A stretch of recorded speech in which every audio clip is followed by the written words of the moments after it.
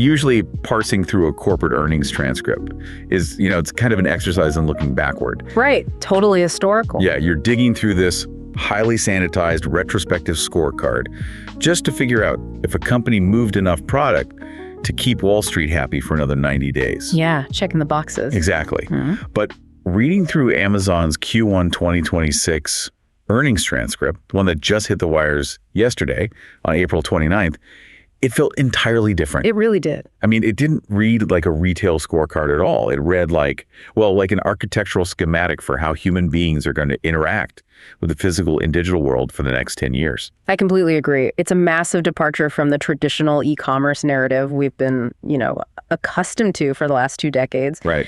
CEO Andy Jassy and CFO Brian Olsavsky, they didn't just report numbers. They outlined a complete rewiring of global logistics, enterprise software, and honestly, just consumer behavior. Yeah, we're looking at a company that's actively finalizing its evolution. Exactly. It's no longer accurate to think of Amazon as just the everything store. The underlying systems they detailed on this call represent a shift toward becoming the everything infrastructure. The everything infrastructure. I love that. And that distinction between a store and infrastructure is exactly what we are going to explore for you today. Yeah, because the numbers in this document are causing literal shockwaves. They are. And whether you're holding Amazon in a retirement account, or maybe you're trying to build a software startup, or honestly, just trying to wrap your head around where the internet is actually going, you need a handle on what happened in this 90-day window. You really do. We are talking about a staggering $181.5 billion in revenue generated in a single quarter. Just massive. But the sheer size of the money isn't even the real story here. The real story is the machinery generating it. Right, the how. It's exactly. We're going to break down their aggressive pivot into custom-designed artificial intelligence silicon, the deployment of AI that actually remembers who you are, a quiet but ruthless takeover of the American grocery market, and a literal constellation of satellites designed to beam the internet directly to your phone. It sounds like sci-fi, but it's happening right now. And to understand the magnitude of those future-facing projects, you first really have to understand how they funded them. Right. It all starts with the traditional retail engine, which has just undergone this incredible operational metamorphosis. Yeah. Let's get into those numbers. So the headline revenue number you mentioned, that $181.5 billion, that represents a 17% year-over-year growth. Wow. And even if you factor out the favorable foreign exchange rate fluctuations, which gave them about a $2.9 billion bump, you're still looking at a 15% net sales increase. Which is wild. It is. Generating 15% growth on a base that large requires an operational scale that is just difficult to even conceptualize. But the revenue growth isn't what made the financial analysts drop their coffee mug. No, not at all. It was the profit margin. Yes. So operating income came in at $23.9 billion. Yeah. They achieved a 13.1% operating margin on the entire business. Unbelievable. I mean, to put that in perspective, there was a prevailing narrative for years, basically an accepted truth in tech circles, that Amazon's core e-commerce business was just this necessary evil. Right, the loss leader. Exactly. It was viewed as this massive, clumsy, capital-heavy operation that operated on razor-thin margins just to acquire customers. Well, the cloud computing division, AWS, just sat in the back room and actually printed all the profits. And that was the defining critique of the Bezos era, right? Critics constantly questioned the logic of managing millions of physical items in warehouses when selling digital compute power was so incredibly lucrative. Yeah, why bother with cardboard boxes? Exactly. But this 13.1% margin completely shatters that old paradigm. They have engineered what is essentially a margin miracle in physical retail. A margin miracle? Yeah, and they did it by fundamentally altering the physics of their supply chain. I mean, the volume of goods they're moving is up. Overall unit growth hit 15%, which is the highest velocity we've seen since the pandemic spike. Right. But the cost to move those goods has decoupled from that growth.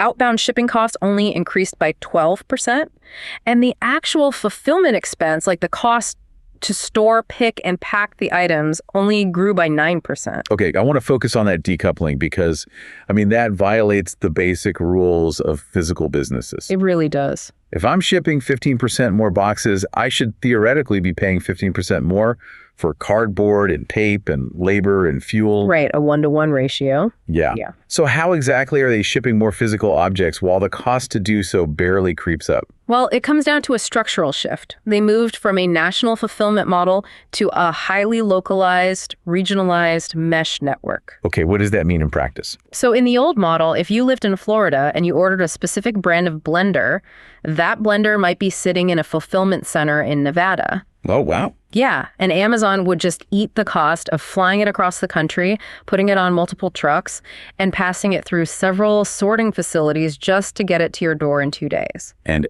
every single one of those touch points costs money. Every single touch point degraded their profit margin. So what they've done over the last 3 years is carve the United States into 8 distinct self-sufficient regions. 8 regions, okay. Right.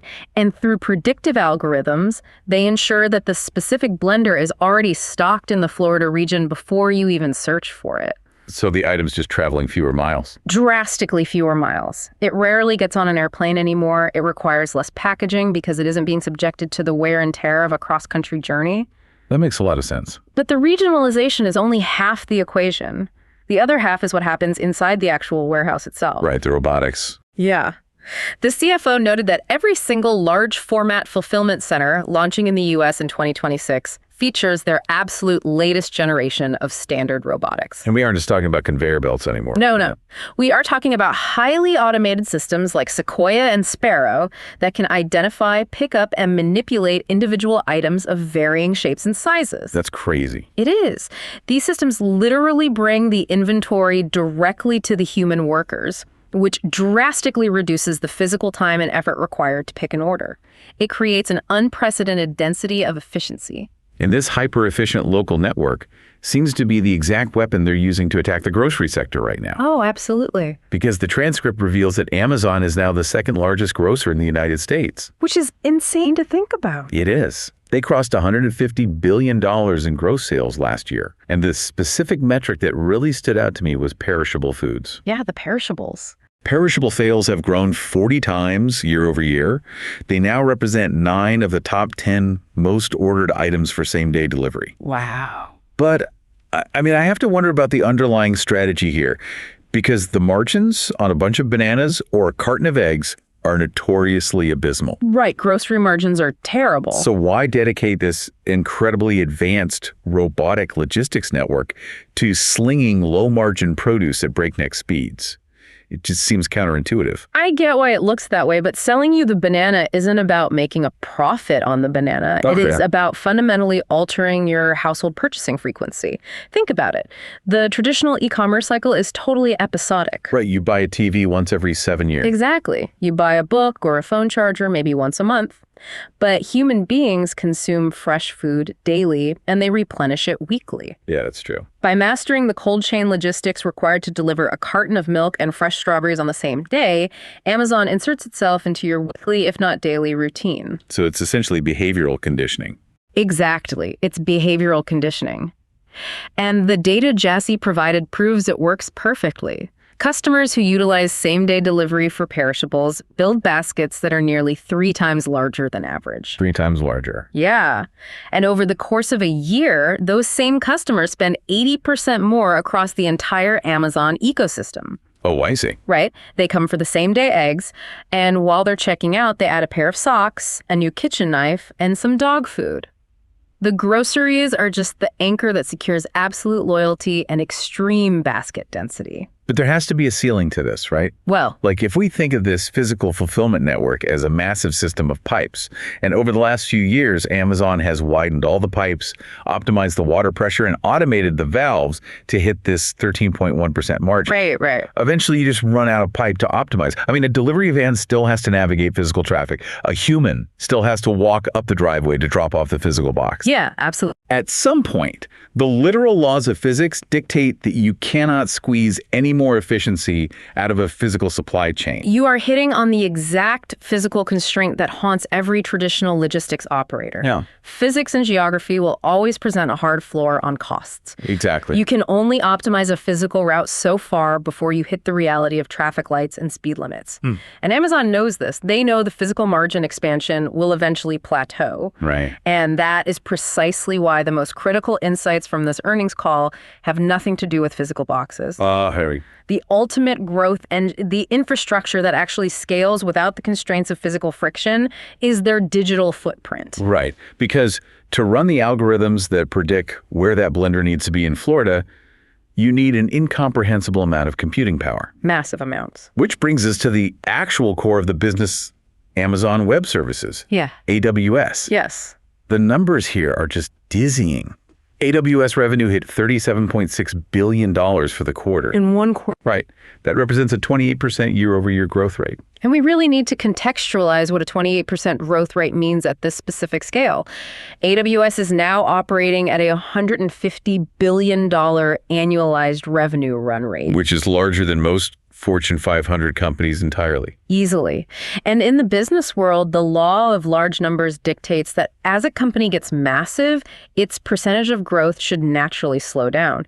It's way easier to double $1 million business than it is to grow a $100 billion business by even a single percent. Exactly. AWS added roughly $2 billion in net new revenue quarter over quarter. That is the single largest jump from a Q4 to a Q1 in the history of the platform.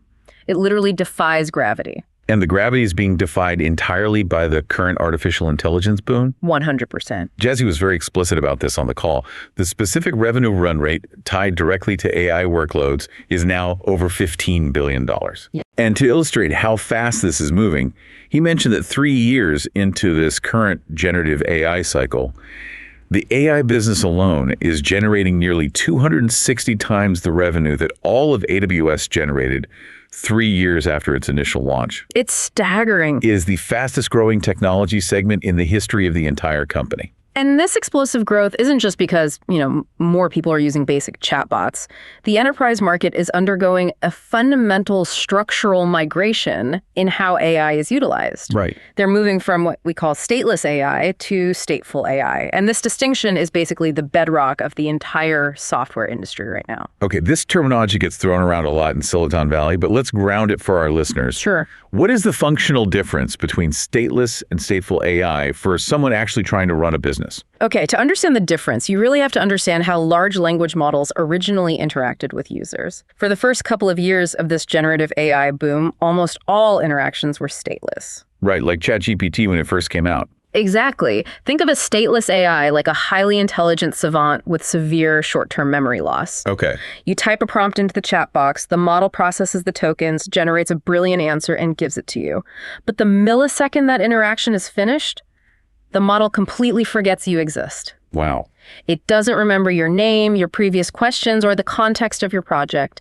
Every single time you hit enter, you are starting from a blank slate. So if I wanted to help me write like a long financial report, I have to constantly re-upload all my background documents and remind it of the rules every single time I ask a new question. Precisely. Which is incredibly inefficient and computationally expensive because you are forcing the model to reread your entire background context with every single prompt. Yeah, that sounds painful. It is. That is a stateless interaction. It's fine for writing a quick email or summarizing a single document, but it is entirely useless for running complex, long-term enterprise workflows. And this is where stateful AI comes in. Stateful AI, which AWS has just launched in preview alongside OpenAI, has persistent memory. It actually remembers the context of the relationship. It acts as an ongoing, persistent digital agent. Through architectural changes like advanced vector databases and retrieval augmented generation built deeply into the cloud infrastructure, a stateful AI can remember a conversation from 3 weeks ago. That's huge. It can sit quietly in the background of your corporate network, constantly monitoring a live database. Oh, wow. Right.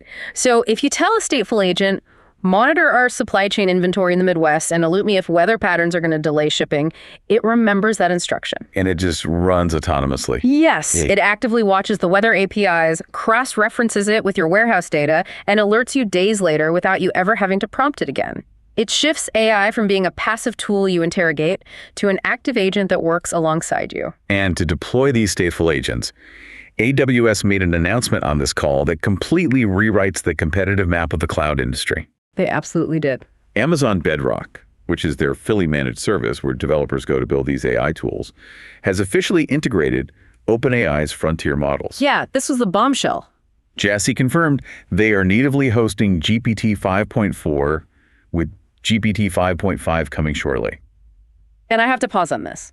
Go ahead. The prevailing narrative in the business press for the last 3 years has been that OpenAI is intrinsically exclusively tied to Microsoft's Azure cloud. Right, because Microsoft poured billions into them. Exactly. Microsoft owns a massive chunk of them. So how is Amazon suddenly offering the absolute newest OpenAI models natively on AWS? I know it shatters the assumption that Microsoft had a monopoly on the distribution of OpenAI's enterprise technology. Completely. What this reveals is a fundamental reality about enterprise software that AWS understands better than anyone. Massive corporations absolutely refuse to be locked into a single vendor. Right. Vendor lock-in is the enemy. Jassy emphasized this heavily. He pointed out that throughout the history of enterprise tech, whether we're talking about relational databases in the 90s, data analytics in the 2010s, or AI models today, there is never one tool to rule the world. Never. A Fortune 500 company doesn't want to choose just one AI model. They want the flexibility to use Anthropic's Claude model for complex coding tasks, Meta's open source Llama model for low-cost customer service routing, and OpenAI's GPT for creative marketing generation. And they want all of those models living in the exact same environment where their data already sits. Yes. They don't want to pipe their highly sensitive corporate data out of AWS over the open internet into Microsoft Azure just to run a prompt through OpenAI. That's a nightmare. Exactly. Moving massive lakes of corporate data is expensive, it's slow, and it is a massive security risk. Right. By integrating OpenAI directly into Amazon Bedrock, AWS has positioned itself as Switzerland. They are the neutral, agnostic marketplace where every single top-tier AI model lives right next door to the customer's data. And the market response is validating this strategy entirely. Customer spend on Amazon Bedrock grew by 170% quarter over quarter. Which is just a meteoric rise. And this intense demand is showing up in their future revenue commitments. The transcript notes that the AWS backlog, which is the amount of money customers have legally committed to spending in the future, but haven't been billed for yet, it sits at $364 billion. Yeah, let that number sink in. And the CFO clarified that this number does not even include a freshly inked $100 billion infrastructure deal with Anthropic. Crazy. We are looking at nearly $500 billion in guaranteed future revenue. Why is every major corporation on Earth rushing to lock themselves into multi-year, multi-billion-dollar contracts right now? It is being driven by a severe macroeconomic reality in the hardware supply chain. Okay, break that down. During the Q&A portion of the call, an analyst pressed management on the global prices for raw compute components, specifically memory and storage. The reality is that the physical hardware required to run AI is experiencing massive supply constraints globally. Right, there just aren't enough chips. Exactly. If a bank or a hospital system wants to build their own AI data center on-premise, meaning in their own physical buildings, they literally cannot source the memory chips and servers they need. Because they're all bought up. Right. The hardware manufacturers are allocating all their limited supply to the massive cloud providers because companies like Amazon buy in bulk at an unfathomable scale. So the enterprise essentially just gives up. If they can't buy the hardware to run the AI themselves, their only option is to rent the hardware from Amazon. Exactly. It's accelerating the total death of the on-premise corporate data center. The hardware bottleneck has made it functionally impossible for anyone other than the hyperscale cloud providers to build the physical infrastructure required for the next decade of software. Which perfectly transitions into the reality of how Amazon is securing that hardware. Yeah. Because to host all these frontier models, to run these stateful agents, and to absorb all this enterprise demand, you need silicon. Lots of it. You need millions of microscopic chips processing billions of calculations a second. And Amazon has made a strategic decision that they no longer want to be reliant on buying those chips from other companies. Right. They want to manufacture the raw power themselves. This is a monumental pivot. We're watching Amazon transition from a software and logistics giant into a hardcore tier 1 semiconductor designer. Which is wild. It is. Based on the metrics shared on the call, Amazon's custom silicon division is now one of the top 3 data center chip businesses globally. Top 3? Yeah. They're generating an annual revenue run rate of over $20 billion from their own custom designed chips, and that segment is growing at triple-digit percentages year over year. It's a $20 billion business that they basically just spun up from nothing over the last few years. Very much. And they have 2 distinct families of chips. They have the Trainium line, which is specifically designed for training and running heavy AI workloads, and the Graviton line, which are central processing units, or CPUs, meant for general-purpose cloud computing. Let's look at the benchmarks Chassis laid out. He stated that the Trainium 2 chip currently offers a 30% price-to-performance advantage over comparable generic GPUs. Which is massive for enterprise budgets. And Trainium 3 is shipping right now and boasts a 30 to 40% performance leap over the previous generation. And developers have already reserved the capacity for Trainium 4, which is still 18 months away from even launching. I mean, the demand for custom silicon is outstripping their ability to fab the chips. They disclosed over $225 billion in revenue commitments, specifically for the Trainium architecture from massive tech players like Uber, Anthropic, and surprisingly, OpenAI. Wow. But the most nuanced and important technical detail buried in the silicon discussion was the explosive resurgence in demand for Graviton CPUs. Okay, why is that surprising? Well, for the last 3 years, the entire narrative around artificial intelligence has been focused exclusively on GPU's graphics processing units. Right. The GPU is the hardware architecture that made NVIDIA a multi-trillion-dollar company. Right. If you read the financial press, you'd think the CPU was just a relic of the past and that the entire future of computing was going to run exclusively on GPUs. Exactly. But Jassy explicitly called out a phenomenon he termed the agentic AI CPU pull. What is the mechanical difference between these 2 chips, and why is AI suddenly demanding traditional CPUs again? It requires a basic understanding of how these processors physically handle data.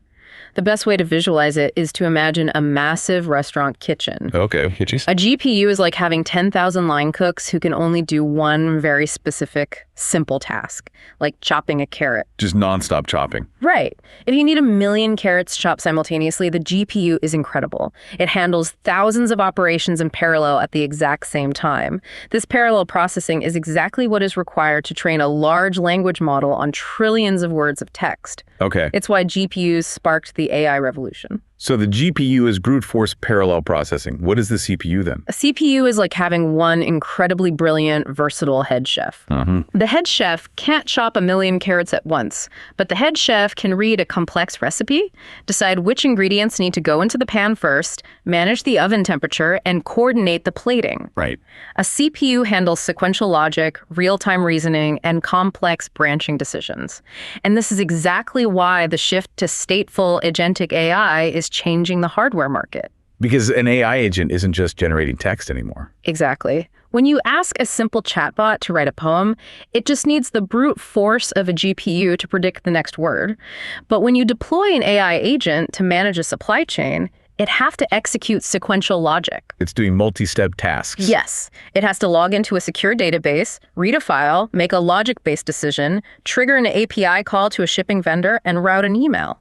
All of that orchestration, that step-by-step reasoning, requires massive amounts of traditional CPU compute. Wow. So the CPU is back. It never really left, but yes. As AI transitions from merely generating answers to actively taking complex actions, every single AI query drags a massive tail of CPU requirements along with it. Which is why Meta just signed a commitment to utilize tens of millions of Amazon's Graviton CPU cores to run the background orchestration for their own AI infrastructure. Exactly. Okay, but designing these chips, securing the fabrication space to build them, and constructing the hyperscale data centers to plug them into requires an amount of capital that is, frankly, difficult to comprehend. It's astronomical. We have to talk about the capital expenditures, the CapEx. This is the money flowing out the door to build the physical infrastructure. In Q1 alone, Amazon's cash CapEx was $43.2 billion. Yeah. Just let that sink in for a second. To put that in perspective, building a massive infrastructure project like a nuclear power plant might cost $10 or $15 billion over a decade. Yeah. Amazon just spent $43.2 billion in 90 days. It's unprecedented. If the demand for AI models experiences even a slight contraction, doesn't this level of relentless spending risk creating a massive hollow bubble of overcapacity? Well, that is the exact anxiety that keeps Wall Street analysts awake at night. I bet. And it is why Brian Olsavsky spent a significant portion of the call detailing the underlying mechanics of cloud infrastructure finance.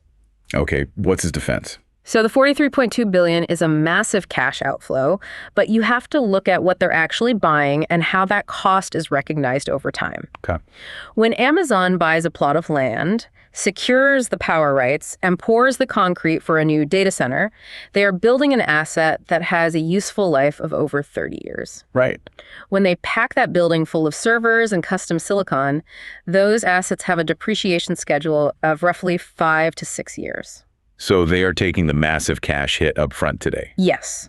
They are laying out billions of dollars in cash 6 to 24 months before a customer ever logs into that server and starts paying an hourly rate for it. Oh, I see. In the short term, this completely craters their free cash flow metrics. But the crucial context here is that Amazon isn't building these multi-billion-dollar facilities on speculation. They aren't building empty buildings and hoping customers show up. Remember that $364 billion backlog we talked about? Right, the guaranteed contract. Exactly. They are building this infrastructure because enterprise customers have already signed legally binding contracts demanding the compute capacity. By absorbing this immense upfront capital hit, Amazon is digging an infrastructure moat that is practically insurmountable.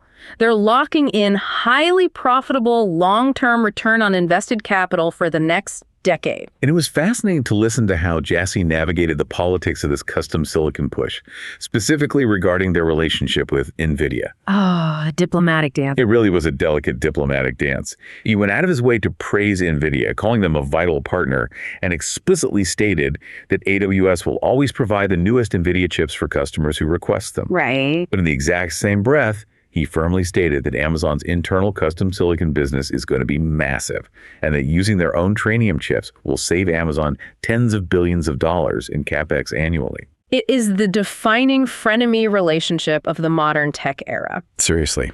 I mean, Amazon is likely one of NVIDIA's largest individual customers. But Amazon is simultaneously aggressively designing the exact microprocessors intended to eradicate NVIDIA's hardware from Amazon's own data center. This is just savage business. It is, but the economics make perfect sense. NVIDIA currently commands astronomical profit margins on their GPUs because they have a functional monopoly on the market. Right. If Amazon buys 1 million GPUs, they're paying a massive premium that goes directly to NVIDIA's bottom line. At the hyperscale that AWS operates, paying someone else's 70% profit margin is mathematically indefensible. Yeah, it doesn't work. Exactly. By vertically integrating down to the atomic level of the silicon, Amazon captures that margin for themselves, lowering their own costs and allowing them to undercut competitors on price. And that cost advantage doesn't just benefit external AWS customers. It gives Amazon the internal computing horsepower to fundamentally overhaul how everyday consumers interact with their own retail platform. Right, coming full circle. Which brings us to the consumer-facing AI revolution. All of this underlying infrastructure, the localized warehouses, the stateful AI memory, the custom silicon, is culminating in a total reimagining of how we shop and work. Yeah. The centerpiece of this is Rufus, Amazon's proprietary AI shopping assistant. The adoption metrics they shared are staggering. Monthly active users for Rufus are up 115%. Wow. And the actual engagement, the time spent interacting with the AI, is up nearly 400% year over year. Rufus is really the vanguard of what the industry is calling agentic commerce. Agentic commerce. Yes. For the entire history of e-commerce, the paradigm has been heavily manual.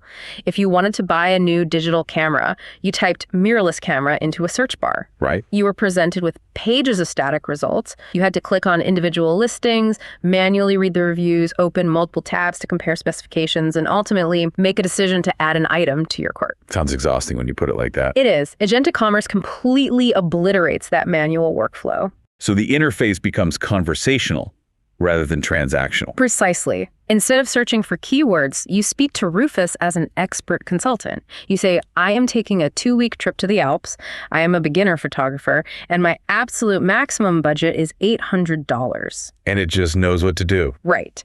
Rufus instantly analyzes the entire catalog. It cross-references millions of verified reviews for durability in cold weather.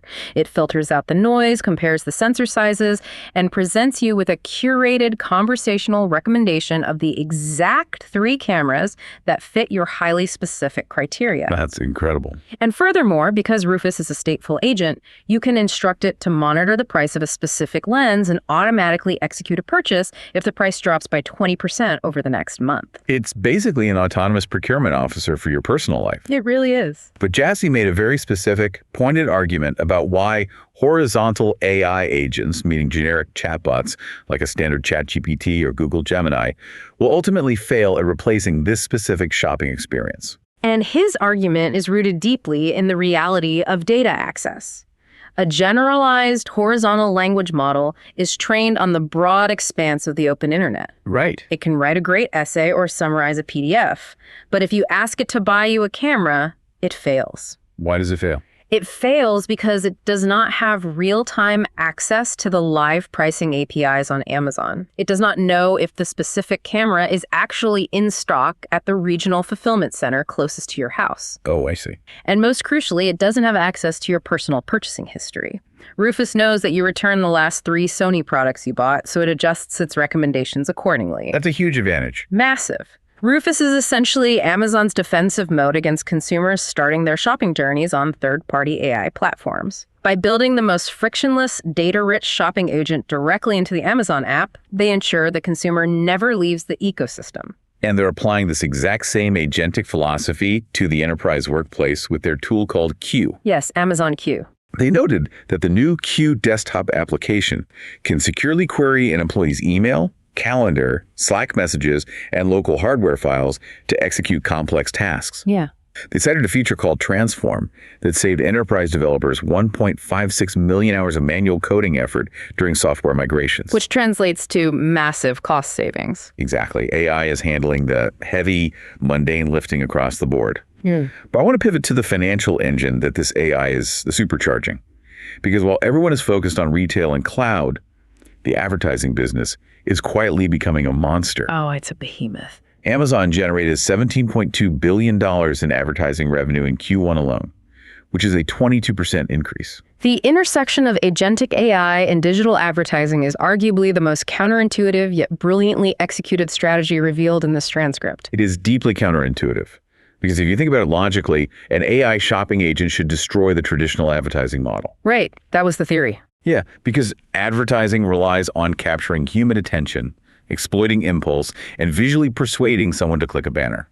Exactly. If I delegate my shopping to a hyper-rational, objective AI agent, and I simply tell Rufus to find me the highest-rated, lowest-cost AAA batteries, Rufus doesn't care about a flashy sponsored banner ad for Energizer. No, it doesn't. An algorithm shouldn't be susceptible to a visual end cap display. That is the assumption most analysts made, that AI would kill the ad click. But the reality of consumer behavior inside a conversational interface is entirely different. Okay, how so? Well, in the old model of a static search page, Amazon had 1, maybe 2 prime opportunities to show you a sponsored product at the very top of the results list before you scrolled past it. Right. But agentic commerce is characterized by multi-turn conversations. You are going back and forth with Rufus, asking follow-up questions, refining your parameters. Each turn of that conversation presents a new surface area for integration. They explicitly called this out on the call. They are injecting what they call sponsored product and brand prompts directly into the conversational flow of the AI. Yes. If you ask Rufus for the best running shoes for a marathon, Rufus might give you an objective breakdown of 3 shoes. But the interface will naturally suggest a conversational prompt like, what about the new Nike Alpha Fly? Oh, wow. Nike pays for that prompt to appear natively within the AI's dialog window. And the metrics show it is incredibly effective. Because it feels like part of the chat. Exactly.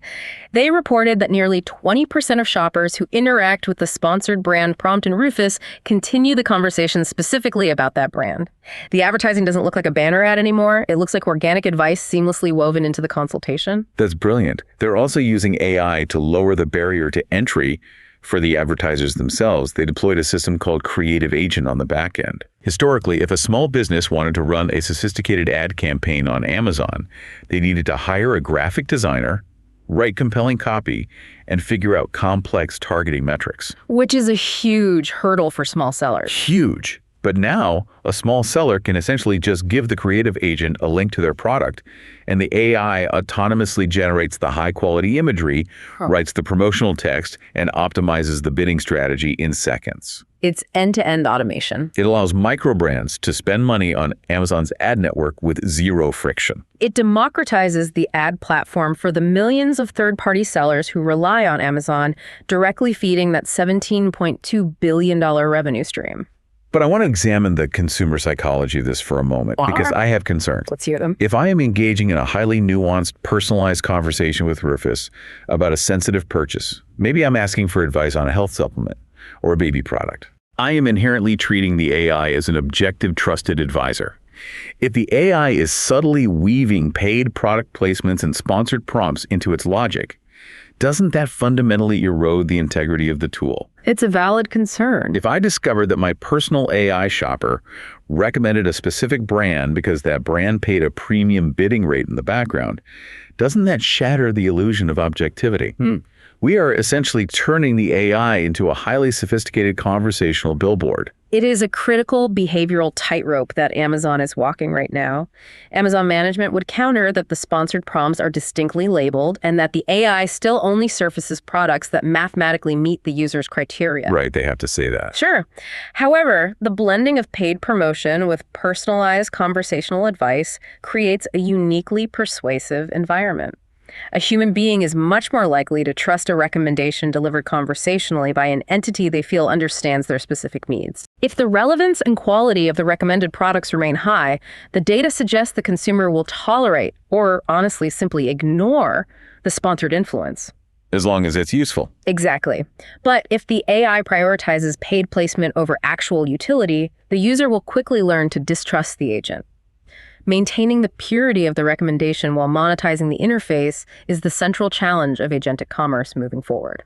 It is a fascinating evolution of algorithmic influence. Definitely. But Amazon's ambitions aren't confined to digital interfaces and earthly logistics.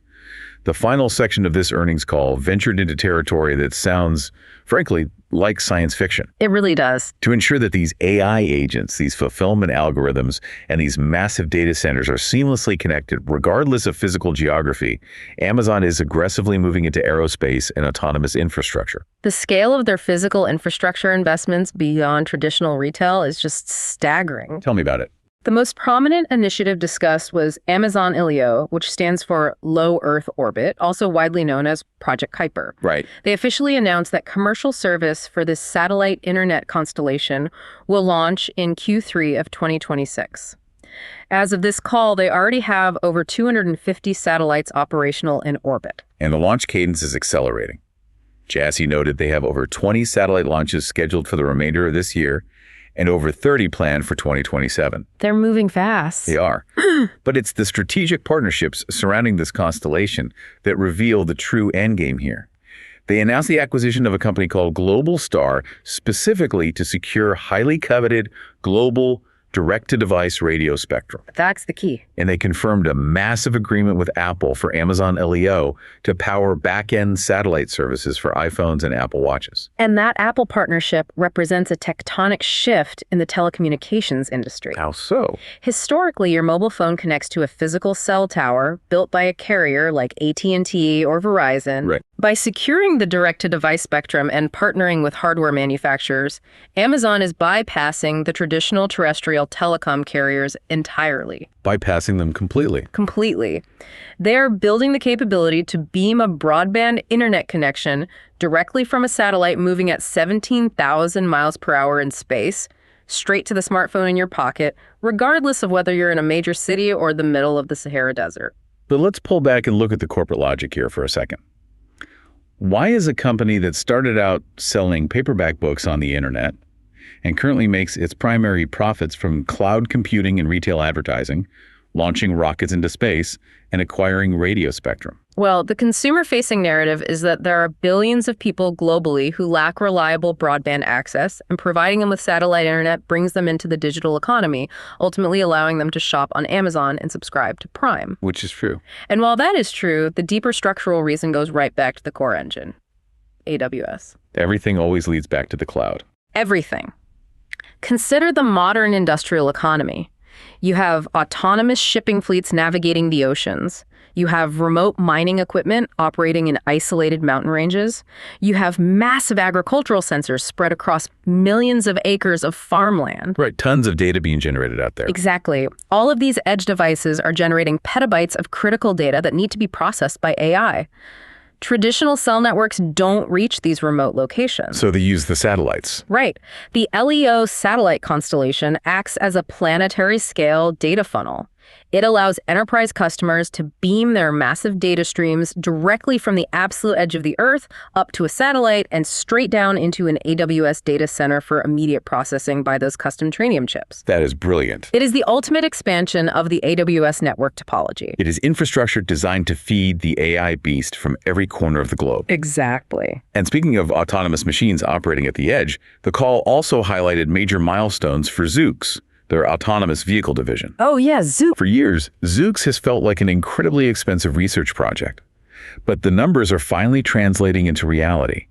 The autonomous fleet has now driven over 2 million miles. Which is a huge data set. And they have successfully carried over 350,000 human riders in their initial markets of Las Vegas and San Francisco. But the catalyst for actual commercialization is their newly announced integration with the Uber app. Zoox vehicles can now be dispatched directly through Uber in Vegas, with Los Angeles rolling out soon. This is the critical inflection point for any massive hardware bet. Zoox has been a heavy drag on their research and development budget for years. Right. It required billions in capital to develop the sensor suites, the autonomous driving algorithms, and the custom vehicle chassis. By plugging that proprietary hardware directly into the existing Uber demand network, they instantly gain access to millions of daily active users who need a ride. So they don't have to build the user base from scratch. Exactly. They are transitioning Zoox from a speculative science project into a scalable, revenue-generating fleet service. And while we are discussing these massive ancillary businesses, the media division is operating at a scale that would make a traditional Hollywood studio jealous. Oh, seriously? They briefly touched on the fact that Amazon MGM Studios released a film called Project Hail Mary, which generated $615 million at the global box office, marking it as the second biggest non-sequel opening in a decade. Wild. Simultaneously, their live sports broadcasting viewership, specifically for the NBA, is up 18% compared to legacy cable networks. But looking at this entire board of projects, we have a constellation of satellites beaming internet to smartphones, a fleet of robotic taxis navigating the Vegas Strip, a blockbuster sci-fi movie dominating theaters, a massive custom silicon design operation, and a logistics network delivering fresh produce in under 2 hours. That's a lot. To an outside observer, it looks like a chaotic, unfocused conglomerate throwing money at every sci-fi concept imaginable. Is there a danger that Amazon has spread itself too thin, attempting to conquer too many disparate industries? Or is there an underlying architecture connecting all of these pieces? It is the defining question analysts ask when evaluating a company of this scale. The fear is always that a conglomerate loses its operational discipline by chasing unrelated hobbies. Right. But if you analyze the underlying mechanics of Amazon's business model, these are not disconnected ventures. They are deeply integrated, synergistic layers of a unified ecosystem. Explain how they connect. Okay, so the multi-$100 million movies and the exclusive live sports broadcasts are not just vanity projects. They are the most effective customer acquisition tools on earth for the Amazon Prime subscription. Okay. The Prime subscription guarantees that the customer will utilize the e-commerce platform for their daily grocery and retail needs. The physical movement of those retail goods is orchestrated by complex predictive AI algorithms running on AWS. I see where this is going. AWS achieves its massive scale and efficiency because it is powered by their proprietary graviton and tranium silicon. And the entire system, from the consumer ordering the goods to the autonomous warehouse robots moving them, is kept online globally by the LEO satellite network. It is a completely closed-loop, self-reinforcing system. The media captures the attention, the retail captures the wallet, the cloud processes the logic, and the hardware provides the foundation. When you lay it out like that, it's awe-inspiring. Let's synthesize the sheer magnitude of what this Q1 2026 earnings call represents. We're witnessing a corporation operating at peak execution across fundamentally different disciplines. Definitely. They have managed to extract record-breaking operational margins out of a physical retail network while simultaneously increasing the volume of goods shipped. Yep. They have taken a $150 billion cloud computing platform and accelerated its growth to 28% by positioning themselves as the agnostic, indispensable host of the enterprise AI revolution. Which was brilliant. They are actively disrupting the global semiconductor supply chain by forging their own highly efficient silicon. They are deploying stateful AI agents that are rewiring the psychology of digital commerce.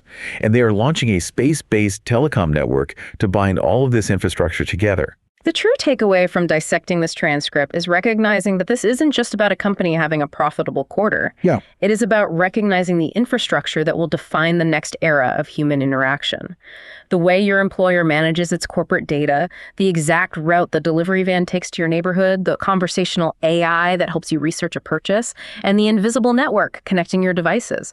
All of it is being actively redesigned around the capabilities of advanced artificial intelligence and custom compute architecture. And as we consider the reality of this new infrastructure, it leads to a final, profound concept to ponder for anyone listening.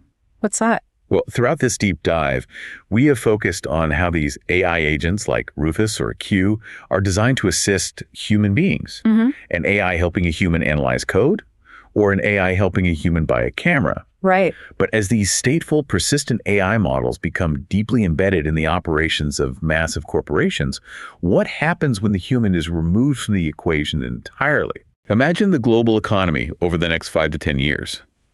A corporate AI managing an auto manufacturer detects a potential supply chain shortage for a specific microchip. Okay. Operating at the speed of light on AWS servers, that AI autonomously contacts the stateful AI agent of a supplier in Taiwan. The two machines negotiate the pricing based on real-time global demand algorithms. Without a human in the loop. Right. They digitally sign a smart contract. The supplier's AI triggers a manufacturing run and dispatches an autonomous Zoox freight truck to move the inventory to a port.